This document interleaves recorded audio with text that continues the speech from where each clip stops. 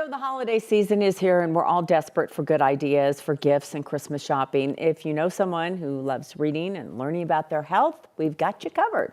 Today, our medical expert, Dr. Payal Kohli, is here talking about fitness trackers and glucose monitors. They may be a really good gift, and I hadn't thought about this. Now, some of them can be really expensive, but the ring that I'm wearing, and I should just say this right off the bat, I'm no part of the company, don't get paid by them. It's sort of changed the way I sleep, and it's really helped my health. So that would be a lovely gift to give to somebody to help their health. I completely agree with you, Phil. I think these personal fitness trackers, and I'm also biased because I'm a cardiologist, so I'm all about data. Yeah. I want your heart rate, I want your blood pressure, I want your cholesterol, I want your glucose, but I think it's a great way to motivate people and to inform people. It's also becoming a really good tool for preventive health. And if you in fact look at the scientific literature out there, people who wore these fitness trackers, they were more likely to walk for about 40 minutes more per day, about 1,800 steps more.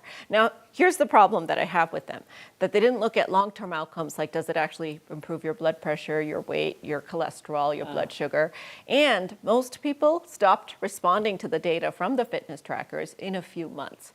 So my caveat here is if you're going to be motivated, you have to stay motivated for it to work, and if you do, I think it can be a really amazing tool. So yeah, and there's pros and cons because also like if you look at it and say, oh, I didn't sleep all night, I'm going to have a terrible day, that's not a good thing. But so which devices do you like? Because I do think, I know lots of us keep track of our steps. Yep. Just because you can even do it on your phone and you're like, ooh, I did a good job today or I didn't. So Kim, you're making a great point. It's called health anxiety. It actually makes things worse because then your blood pressure goes up, your sleep gets worse. So sometimes by observing a system, you're actually disrupting it. So I'll have patients who call me and say, my blood pressure's up. And then 5 minutes later, it's even higher. And I'm like, stop checking it.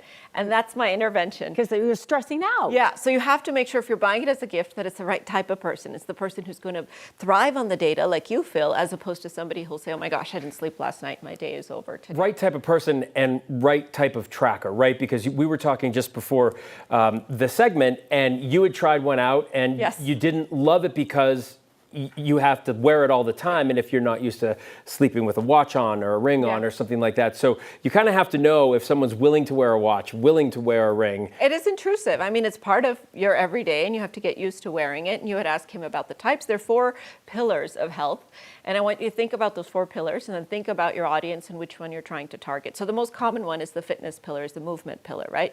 We're used to that, the activity trackers, the smartwatch, what have you. But eating is another one. So the nutrition trackers, I think, are huge, and they're making a comeback. So if you're somebody who's trying to work on diet, on weight loss, whether you have high blood pressure, you're trying to eat healthier, tracking your food can be a really great. Sleep, as we talked about, Oura Ring does that. There are other devices that can track your sleep as well. And there are ones that can go under your pillow. So if you're not somebody who wants to wear a sleep tracking device, you can there is something what does it that goes do under your the pillow? It monitors your movements. It monitors how much you're moving overnight, and that really predicts what phase of sleep you're in.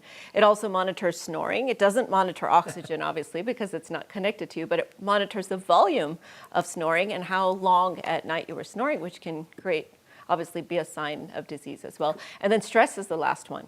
Stress trackers. We have obviously temperature monitors that can track that, blood sugar monitors that can track that, but even other apps and such that can tell you how stressed you are, because that's driving everything else. That's an important one. That's really important. I guess it is just research the person you're shopping for and hope they are committed to it. Yeah, and I'm loving the glucose trackers even for non-diabetics. So insurance will only cover it for diabetics, but if you want to buy somebody a 1-month subscription or 2 months, it's a sticker on your arm, gives you real-time information in your phone as to what your sugar is, how your body responds to certain types of foods.